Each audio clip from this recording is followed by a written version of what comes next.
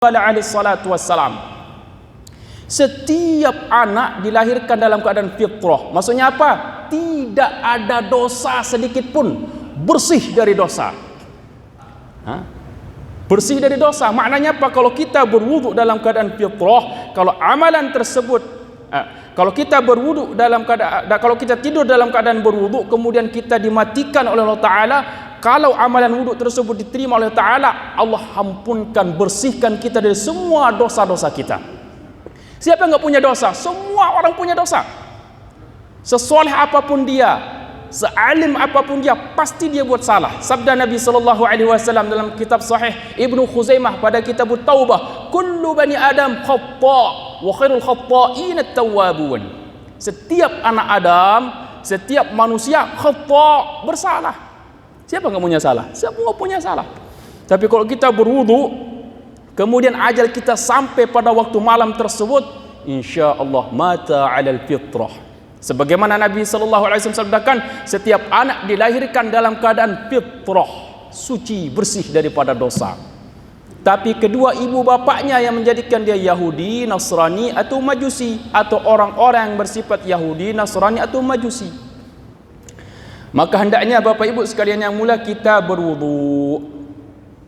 Cuman kadang-kadang kita kan tidur dengan istri, dan sunnah memang tidur dengan istri. Jadi usahakan bapak-bapak, mohon maaf, kalau walaupun sudah punya cucu, sudah kait-kait dan nini-nini, usahakan kita tidur seranjang dengan istri kita. Sunnahnya seperti itu. Walaupun kita sudah tua, tua sudah bagus, walaupun kita sudah tua, apalagi yang muda-muda, tidur satu ranjang dengan istri kita. Sunnahnya memang seperti itu.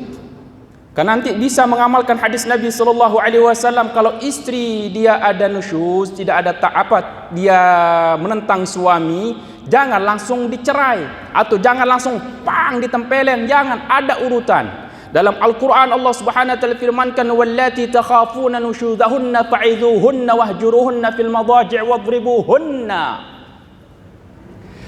Dan wanita-wanita yang kalian khawatir nusyuz, maka urutannya pertama adalah fa'idhuhunna, kasih nasihat. Masih juga nentang suami, enggak taat, wahjuruhunna fil madaji', tinggalkan dia fil madaji', dari tempat tidur. Maksudnya apa? Pisah tempat tidur. Lain bini kita tidur di di kamar, kita tidur di ruang tamu.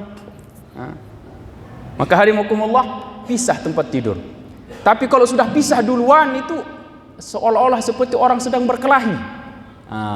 Jadi usahakan kita tidur, walaupun sudah kakek-kakek, nenek-nenek, amalkan sunnah. Yang biasa bapak-bapak, ibu-ibu atau kakek-kakek, nenek-nenek yang bisa tidur nanti pulang, amalkan.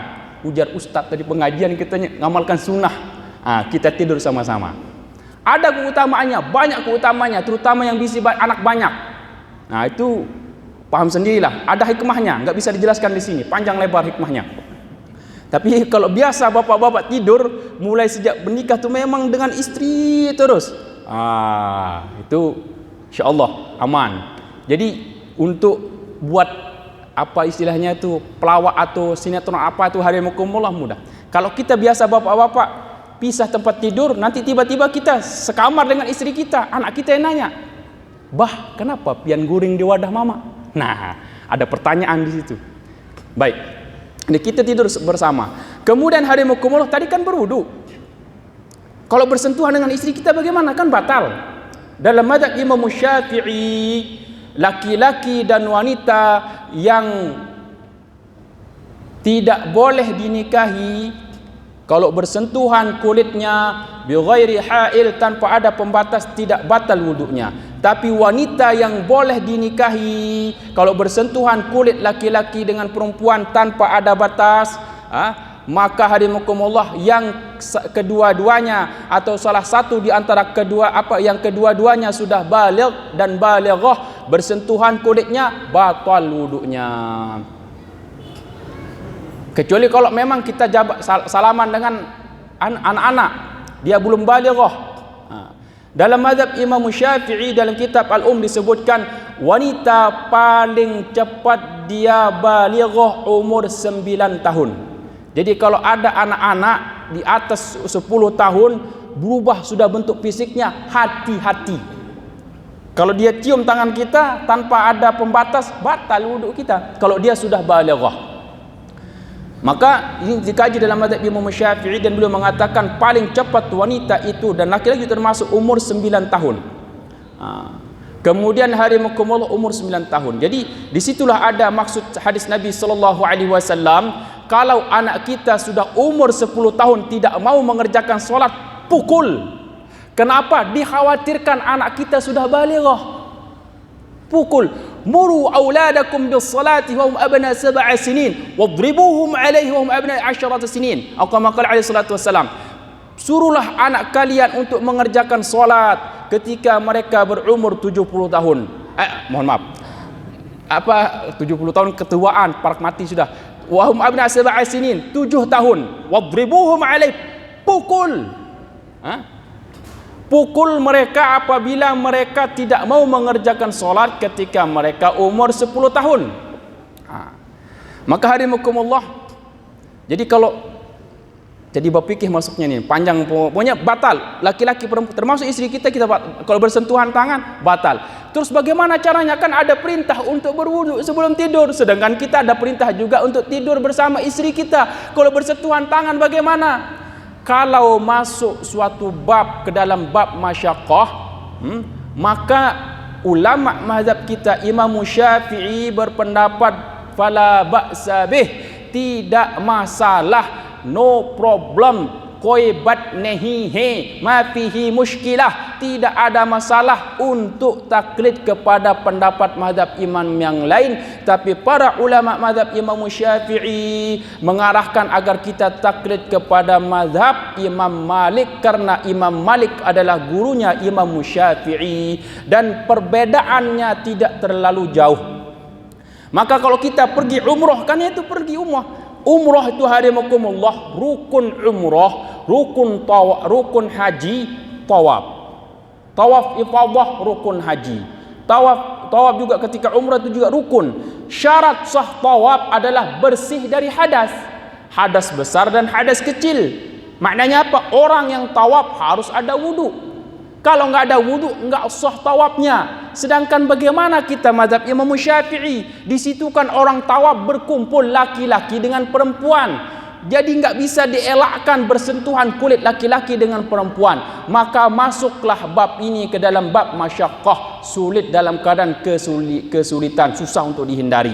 Maka para ulama mazhab Imam Syafi'i berpendapat silahkan kita bertaklid kepada mazhab Imam Malik. Jadi kalau ibu-ibu, bapak-bapak nanti pergi ke Masjidil Haram untuk umrah atau haji, sebelum bapak-bapak, ibu-ibu pergi ke Masjidil Haram dari hotel, berwudu cara mazhab Imam Malik.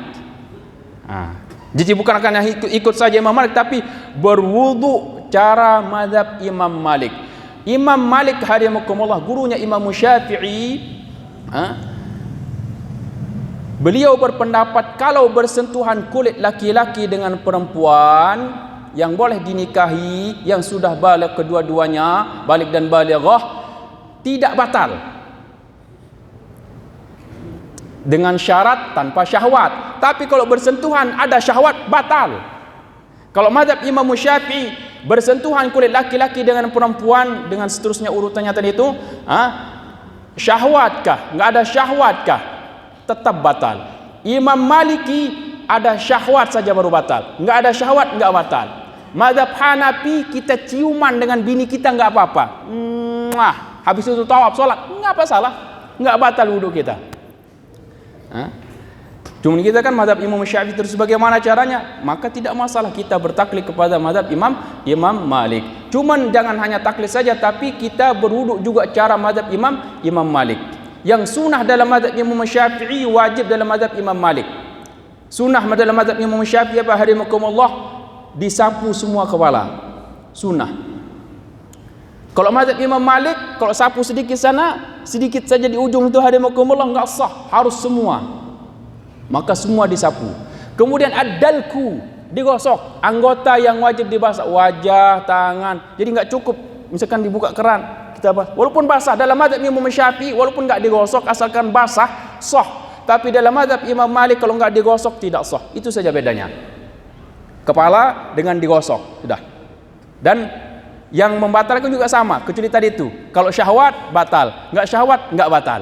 Nah, maka hadirin setelah kita berwudu, ya, setelah kita berwudu, kemudian kita kembali lagi kepada pembahasan bab tentang tidur. Setelah kita berwudu, baguslah kita solat. Sebelum tidur nih, solat kan sudah ada wudu. Bagus kita solat. Kenapa hadirin bagus lagi kita solat witir. Kalau yang terbiasa enggak bangun tahajud, yang terbiasa enggak bangun tahajud, maksudnya jarang tahajud, kebanyakannya takajud. Takajud bangun waktu subuhnya kada sama sahabat tahajud, takajud saja subuh. Maka hadirin nang rancak takajud, enggak biasa tahajud, maka hadirin makruh dia hukumnya kalau dia tidur dalam keadaan tanpa solat witir. Kalau dia solat tanpa tidur tanpa solat witir, hadirin hukumnya makruh. Kenapa hadirin? Jadi karena solat witirnya hadirin sunnah muakkad. Maka hadirin ada hadis Nabi sallallahu alaihi wasallam, bahkan bunyi hadisnya itu hadirin bunyi babnya itu bab kemakruhan bagi orang yang tidur sebelum dia solat witir. Hadisnya dari Abu Hurairah radhiyallahu anhu, dia mengatakan amarani Rasulullah sallallahu alaihi wasallam an utira qabla an anam. Nabi sallallahu alaihi wasallam menyuruh kepada aku agar aku solat witir sebelum aku tidur. Jadi kalau yang terbiasa tadi bagus dia berwitirnya, karena bunyi babnya tadi makruh orang tidur tanpa sebelum solat witir. Tapi kalau kita terbiasa solat tahajud dan ada keyakinan kita untuk bangun tahajud, bisa bangun tahajud, memang sebelumnya kan belum pernah berniat untuk solat tahajud, sekarangnya dia berniat tahajud, berniat tahajud, maka hadirin rahimakumullah, kalau dia berniat tahajud dan yakin dia bisa akan bangun, hadirin ada keyakinan dia akan bangun untuk solat tahajud, maka yang paling afdal adalah solat witirnya nanti.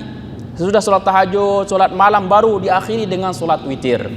Karena apa hadirin dalam sahih Imam Muslim atau Imam Al-Bukhari, bunyi babnya hadirin babu man khafa alla ayyakuma min akhiril lail falyutir awwalahu wa man tami'a ayyakuma akhiril lail falyutir akhirahu. Itu babnya juga khusus. Barang siapa khawatir tidak bangun pada akhir malam, maka hendaknya dia berwitir di permulaan malam, maksudnya sebelum tidur. Wa man tami'a, barang siapa dia tama', maksudnya memang semangat betul untuk bangun tahajud, maka hendaknya dia berwitir di akhir malam. Bunyi hadisnya man khafa alla ayyakuma min akhiril lail falyutir awwalahu wa man tami'a ayyakuma fi akhiril lail falyutir fi akhiril lail fa inna dhalika afdal fa inna salata akhiril lail afdal fa inna salata akhiril lail mashhudah wa dhalika afdal kama qala alaihi salatu wassalam. Dalam hadis tersebut Nabi sallallahu alaihi wasallam sabdakan, barang siapa takut untuk tidak bangun pada waktu malam, maka hendaknya dia berwitir sebelum dia tidur. Dan barang siapa dia semangat atau keyakinan atau gairah, memang yakin dia akan bangun tahajud, kesemangatannya luar biasa, maka hendaknya dia solat witirnya di akhiril lail, di akhir permulaan malam, di akhir malam. Lianna salat akhiril lail, karena salat di akhir lail masyhudah, disaksikan, wadzalika afdal, dan itulah lebih afdal. Jadi kalau dari segi keafdalan mana? Kalau dari segi keafdalan salat witir bagi orang yang biasa salat tahajud adalah nanti ketika sebelum subuh habis salat tahajud. Yang enggak biasa salat tahajud, yang afdal maka di awal salat witirnya. Tapi jangan 2 kali salat witir. Karena kebanyakan yang terjadi pada bulan Ramadan kami perhatikan 2 kali solat witirnya. Di sini solat tarawih 23 rakaat, 20 tarawih, 3 witir.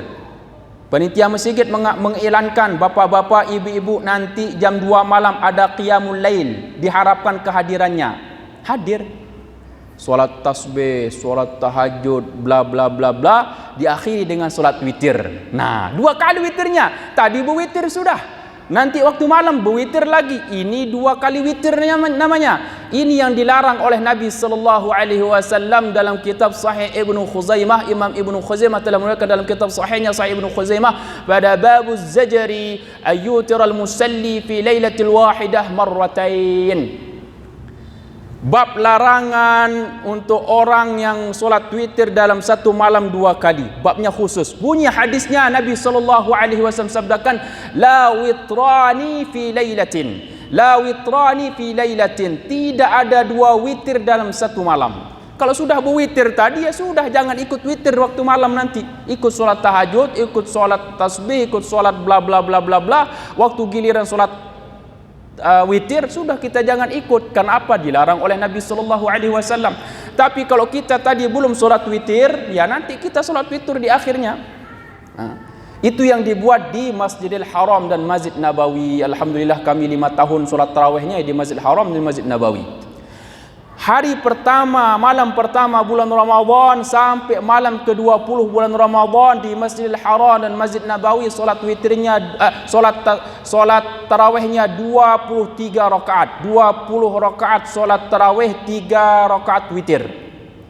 Tapi malam ke-21 sampai akhir bulan Ramadan, maka nanti bapak-bapak ibu jangan heran kenapa enggak ada solat witirnya. Memang sengaja enggak diadakan solat witirnya. Kita cuma solat tarawih 20 rakaat, enggak lagi 23 rakaat. Kenapa? Witirnya nanti diakhirkan. Abdul Rahman As-Sudais dan Syekh Shuraim itu akan mengimami solat tahajud kita di Masjidil Haram. Solat tahajud 8 rakaat diakhiri dengan 3 witir. Diakhirkan witirnya. Memang itulah yang afdal sesuai dengan hadis Nabi sallallahu alaihi wasallam. Jadi harimakumullah, jadi kalau kita enggak terbiasa solat untuk bangun tahajud, jadi kita solat witir dulu sebelum tidur. Dan jangan solat witir setiap malam tuh 1 rakaat terus. 1 rakaat terus. Nah, itu jangan. Kita boleh kita terus menerus solat witir 1 rakaat asalkan kita di akhir malam, maksudnya apa? Sudah dekat sudah dekat fajar.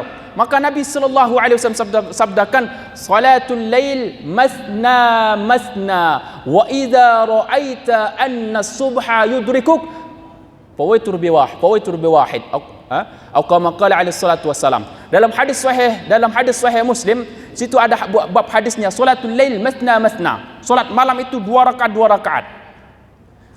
Salat malam itu masna 2 rakaat. Nabi sallallahu alaihi wasallam sabdakan, salatul lail masna masna. Salat malam itu yakni selain salat fardu, salat malam adalah 2 rakaat. Abdullah bin Umar yang telah meriwayatkan ini hadis ditanya, apa maksud 2 rakaat? Kata Abdullah bin Umar mengatakan, antusallima fi kulli rakaatain, engkau salam di setiap 2 rakaat. Maka kalau solat tasbih 4 rakaat, pada waktu malam 4 rakaat solat tasbih 2 kali salam. Kalau siang habis zuhur solat tasbih 4 rakaat 1 kali salam. Witirnya bagaimana? Karena ada hadis seperti ini, maka yang afdal 3 rakaat itu 2 kali salam. Habis 2 rakaat salam. Berdiri lagi 1 rakaat salam. Karena apa? Hadis tadi itu, salatul lail masna masna. Maksudnya apa? Engkau ucap salam setiap dapat 2 rakaat. Setiap 2 rakaat salam, berdiri lagi 1 rakaat. Tapi kalau wa idza ra'aita anna subha yudrikuk, akan tetapi apabila engkau melihat subuh sudah dekat, maka enggak masalah kepada engkau untuk engkau berwitir dengan 1 rakaat. Tapi standarnya 3 rakaat kita bersolat witir. Lebih lagi 5 bagus lagi, 7 silahkan juga. Maka kita solat witir 3 rakaat. Jadi sebelum kita tidur solat witir dulu. Tapi jangan habis solat witir enggak berniat harimakumullah untuk solat tahajud. Tetap kita pasang niat. Walaupun kita sudah solat witir sebelum tidur, tetap kita pasang niat untuk bangun solat tahajud. Karena Nabi sallallahu alaihi wasallam sabdakan, man ata firashahu wa huwa yanwi ay yaquma ay yusalli min al-lail faghalabat 'aynahu hatta asbah kutiba lahu ma nawa wa kana nawmuhu sadaqatu min rabbi azza wa jalla kama qala alaihi salatu wassalam. Nabi sallallahu alaihi wasallam sabdakan, man ata firashahu, barang siapa mendatangi tempat tidurnya, wa huwa yanwi, dan dia juga berniat, pasang niat untuk apa? Ayyakuma minal lail, ayyakuma yusalli minal lail, untuk bangun untuk solat pada waktu malam. Tetap kita pasang niat untuk solat tahajud. Ketika sebelum kita tidur, kita pasang niat untuk solat tahajud. Tapi sabda Nabi sallallahu alaihi wasallam, faghalabat 'ainahu hatta asbah, akan tetapi kedua matanya mengalahkan dia sampai waktu subuh. Karena saking capeknya kerja cari dunia pada waktu siang, maka harimukumullah enggak sempat tahajud, tapi takajud, bangun, solat subuh, azan subuh sudah habis, sudah harimukumullah waktu untuk solat tahajud. Tapi subhanallah, karena dia tadi berniat harimukumullah, sabda Nabi sallallahu alaihi wasallam, kutiba lahu ma nawa, maka ditulis untuknya apa yang telah dia niatkan. Tadi berniat untuk bangun solat tahajud, enggak sempat solat tahajud karena kecapean. Bangunnya waktu solat subuh, azan subuh, maka dia dapat pahala solat tahajud. Disebabkan kenapa? Niat. Wa kana nawmu sadaqatu min rabbi azza wa jalla, dan tidurnya adalah sedekah dari Allah Rabb tabaraka wa taala jalla jalaluhu azza wa jalla, sedekah dari Allah subhanahu wa taala. Jadi jangan lupa berniat. Niat ini luar biasa keutamanya. Niatul mu'min khairun min amalih. Bahkan dalam hadis Imam Al-Bukhari, innamal a'malu binniyat. Hadis pertama dalam kitab Sahih Imam Al-Bukhari, hadis tentang niat. Setiap amalan bergantung pada niatnya. Riwayat lain dalam Sahih Muslim, innamal a'malu binniyat wa innama likulli imri'in ma nawa. Setiap amalan bergantung pada niatnya, dan setiap orang akan mendapatkan manawa, apa yang dia niatkan.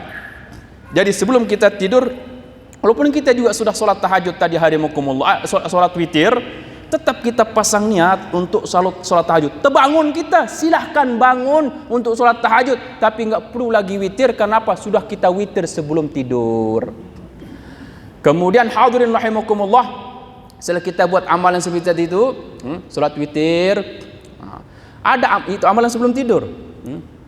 Bagi yang enggak biasa solat tahajud. Kemudian bagus lagi bapak-bapak, ibu-ibu, kalau sudah kita berwudu, kemudian solat witir, cari celak atau ambil celak mata. Sunnah Nabi sallallahu alaihi wasallam sebelum tidur bercelak. Hadis sahih telah diriwayatkan Imam Al-Hakim dalam kitab Al-Mustadrak Al-Sahihain pada kitab At-Tayyib. Di situ diriwayatkan, kana an-nabiy sallallahu alaihi wasallam yaktahilu bil ismit thalathan kull lailatin qabla an yanam kull lailatin. Bunyi hadisnya, kana an-nabiy sallallahu alaihi wasallam yaktahilu bil ismit thalathan qabla an yanam kull lailatin.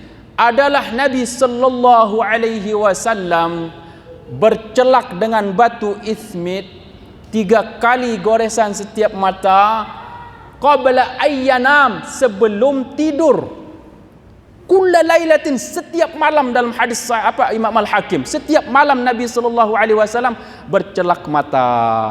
Jadi bapak-bapak, ibu-ibu, bagus nanti kalau sudah lama celak matanya itu enggak ada sudah enggak dipakai, karena biasanya orang pulang dari Mekah umrah haji bawa celak. Nah, celak dari batu ismit itu kalau lama enggak dipakai.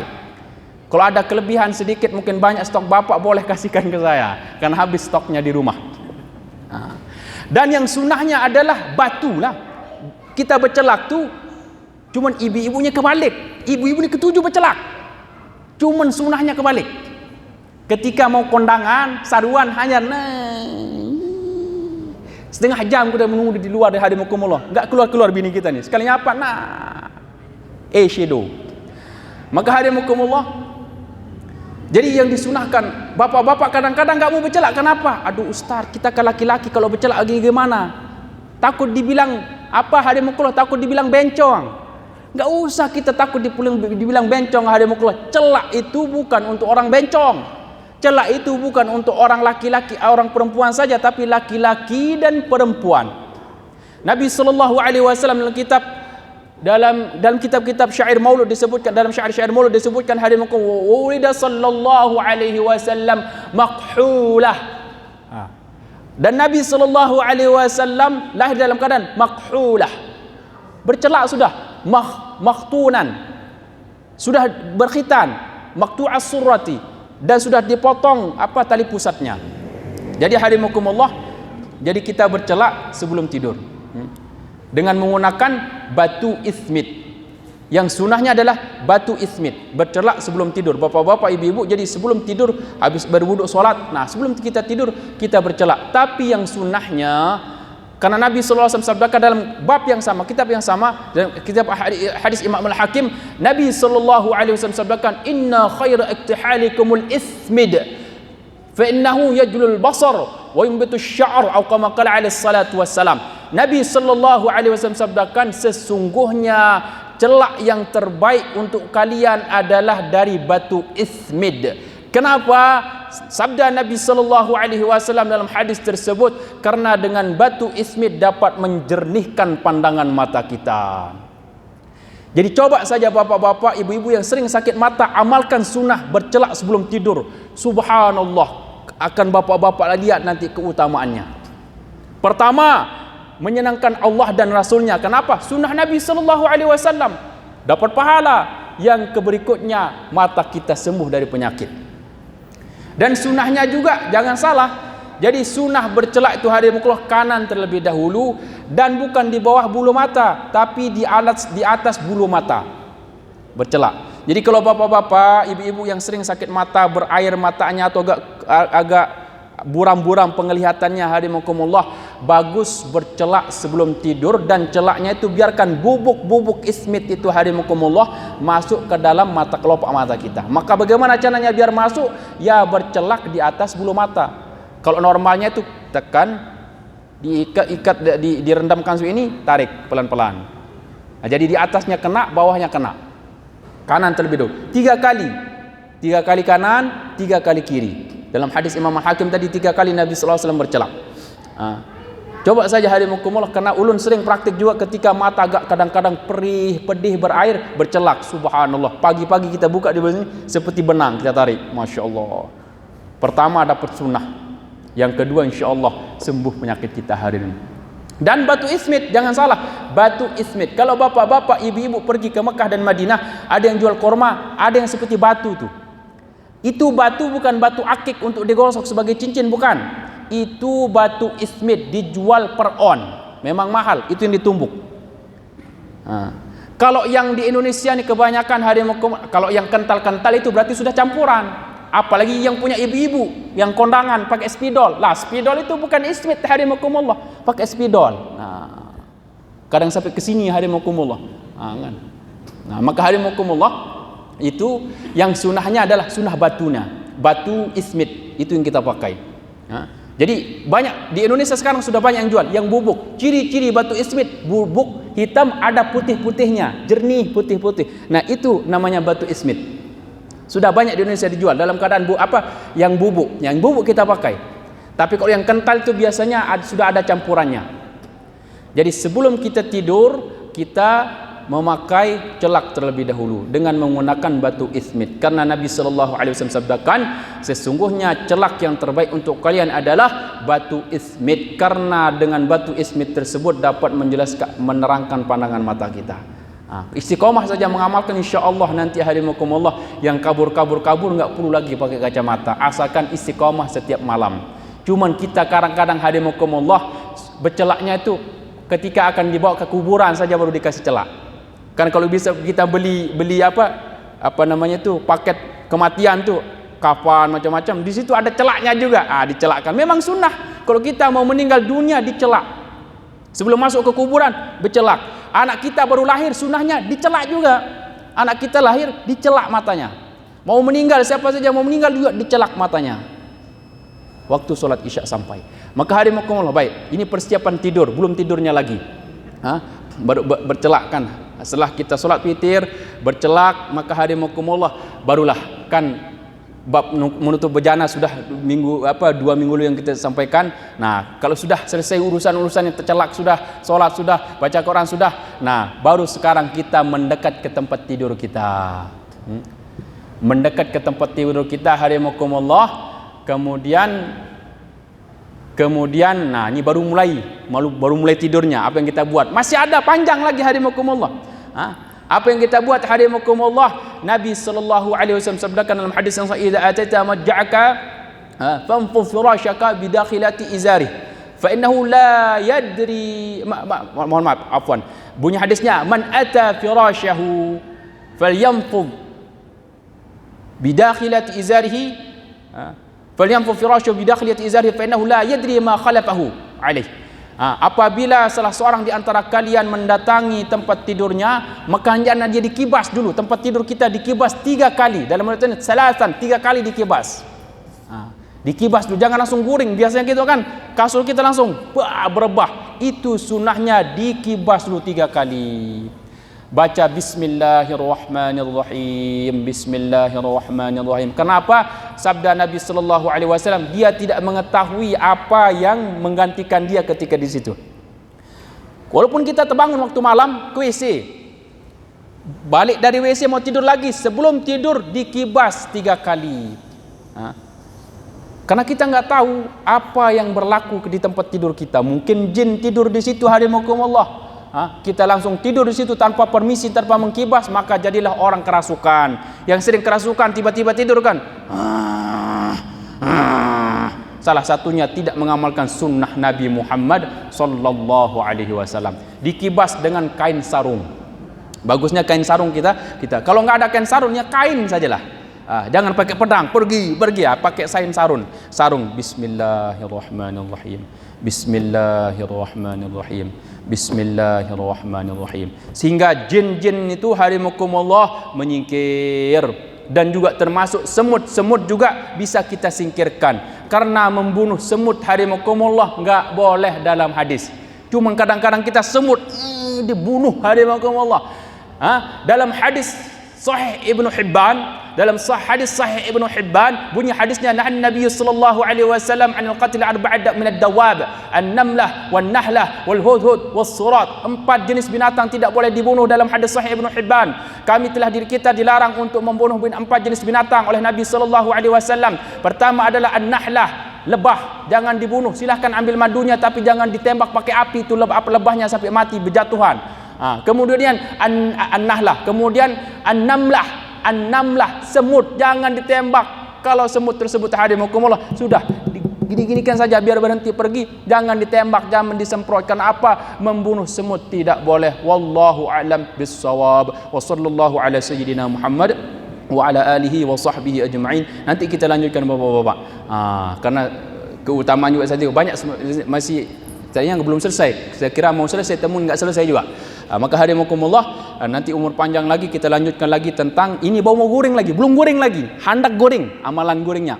Maka kita kibas-kibas dulu, jangan sampai semut kita tindihi. Karena semut juga, hadimakumullah, salah satu makhluk yang dimuliakan Allah Subhanahu wa taala. Karena nama semut disebutkan dalam Al-Qur'an, surat An-Naml, surat semut. Kelebihannya apa? Nanti kita sampaikan lagi insyaallah. Segala kebaikannya datang dari Allah Subhanahu wa taala.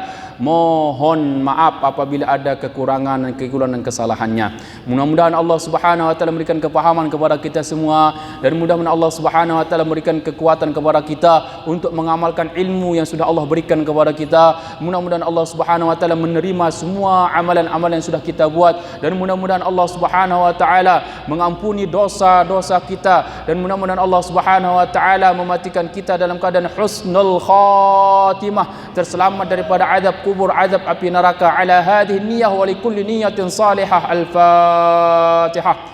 أعوذ بالله من الشيطان الرجيم. بسم الله الرحمن الرحيم. الحمد لله رب العالمين الرحمن الرحيم مالك يوم الدين إياك نعبد وإياك نستعين اهدنا الصراط المستقيم صراط الذين أنعمت عليهم غير المغضوب عليهم ولا الضالين آمين. بسم الله الرحمن الرحيم.